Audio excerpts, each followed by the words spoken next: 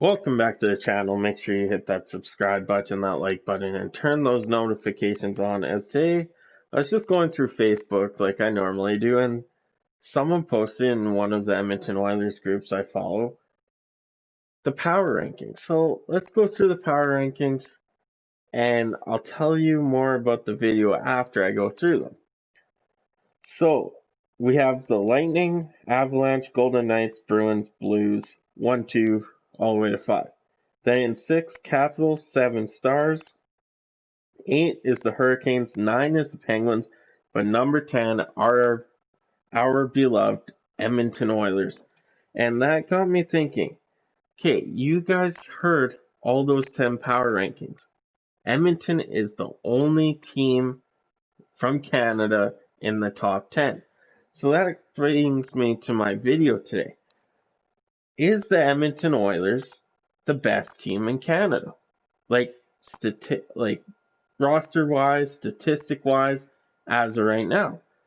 And I believe there's only one team that could potentially push the Oilers to their limits.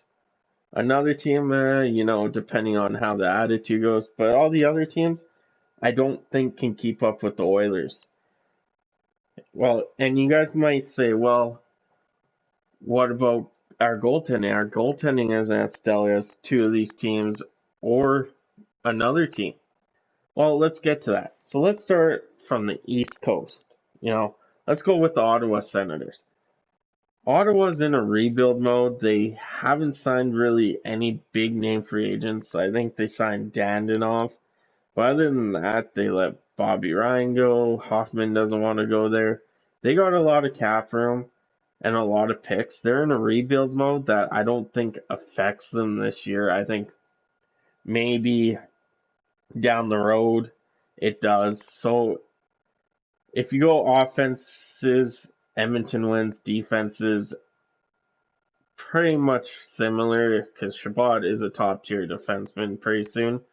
And goaltending, while Matt Murray has been horrible the last 2-3 seasons, I give the goaltending to Edmonton. They don't have Ottawa does not have a backup goalie to suit Matt Murray. Now, Toronto. Toronto is my wild card in the East that could push Edmonton. Besides, their goaltending is not the best. I give that to Edmonton because Freddie Anderson is one of those guys that you never know what you're going to get.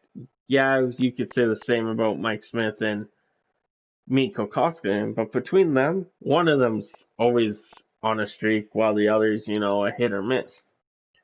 Defense-wise, I think that goes to the Edmonton Oilers. I think their defense is paid way too much, same as their forwards. When it comes to offense, I think it's a tie. Yeah, they got a few bigger names than the Edmonton Oilers do, but we got a structured group, and they just have to get rid of Kapanen and the other guy, I can't remember his name. So I give the advantage to Edmonton on that. Montreal, I said goalie-wise, there was a third team, that's Montreal. Carey Price, as much, I cheer for the Montreal Canadiens when Edmonton's not in the playoffs. That's my go-to team. It's my grandpa's favorite team, so I started watching them when I was younger. And Carey Price is just an unbelievable goalie when he's not hurt, and I think that could be the wild card in this. Now, sorry, I just got a message. Now, the Winnipeg Jets. Winnipeg Jets are just playing out awful. Like, I'm not even trying to be mean there. They lose Brian Little for the whole year. They go get Paul Stastny. Well, Stastny was there already. It didn't work out. Why go get Stastny when you could have got someone else for a trade? Their goaltending's a hit or miss with Hellebuck. They have Brossoit as a backup goalie. Brossoit isn't the greatest backup. He's still trying to prove himself. And their defense is just horrendous. They lost Bufflin. I believe they lost Enstrom a couple of years ago. They lost Trouba. Their defense is subpar. I believe the Edmonton Oilers defense is a lot better. And when it comes to the forwards, yeah, you got Scheifele and Wheeler, and Liney. But those guys didn't even put up as many as McDavid and Draisaitl put together last season. And with you got Ehlers, which is about a Nugent Hopkins. So I go Edmonton with the forward group there. Now, two Edmonton's pretty much two biggest rivals in the last 4 years, the Calgary Flames, the Vancouver Canucks. I believe Edmonton is the top team out of these three. Yeah, we didn't go sign Markstrom or Holtby. You know, it would have been nice to, but the money kind of wasn't there. And Ken Holland used the money to improve this team elsewhere. And with the cap going up next year, I could see us getting maybe a different goalie. So let's start with the Calgary Flames. I said it depends on the attitude we have. If Kazian's going to go fight Tkachuk every night, give the advantage to Oilers. That's taking one of their great, no matter how much I hate Tkachuk, it's hard to argue he's not a good player. He's a dirty player, but he's also a good player, smart player. If we could control him, get him off the ice, the Edmonton Oilers will run away with that game like no tomorrow. So goaltending, Calgary just signed Jacob Markstrom.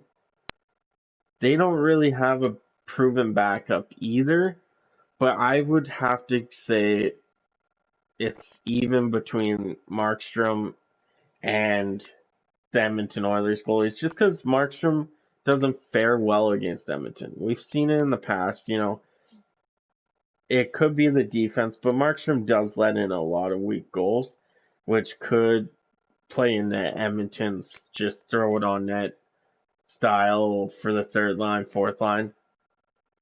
Now we go defense. They lost Chris Tanev. They signed Chris Tanev. So I was thinking we were talking about Vancouver because Calgary just took all Vancouver's players and said, here you go. They got Chris Tanev, but lost TJ Brodie. TJ Brodie and Mark Giordano were the key shutdown guys against the Edmonton Oilers, and especially Connor McDavid. Losing that key piece and bringing in Chris Tanev, not saying Chris Tanev's a bad defenseman, but we have seen it countless times, McDavid blow by Chris Tanev. I give the Edmonton Oilers defense a little bit of an up, not too much, but I believe the Edmonton Oilers are better than the Calgary Flames when you look at the overall picture. Now, Vancouver will be our toughest. Yes, they lost Chris Tanev. Yes, they lost Jacob Markstrom. But they got Nate Schmidt. They got Braden Holtby. If I have to say that's a little bit of an upgrade for the Vancouver Canucks when it comes to that. So I believe if there is an all-Canadian division, temporarily, that's what the NHL said, it could be temporarily hub cities, or hub divisions, that the Edmonton Oilers could be one of the top two teams. Like I said, there's the wild card with Calgary and Vancouver. But even if we finish top three, that's a playoff spot when it comes to the divisions. I believe the Edmonton Oilers are the best team in Canada when you look at all the statistics and overall team. You might say, well, the Edmonton Oilers have a contract stuck with James Neal. Well, yeah, you got a contract with James Neal, but at least we're not like Vancouver and got stuck with Louis Eriksson that can't produce a single goal within 10 games, And the Edmonton Oilers are actually a depth team now, unlike Calgary, unlike Vancouver.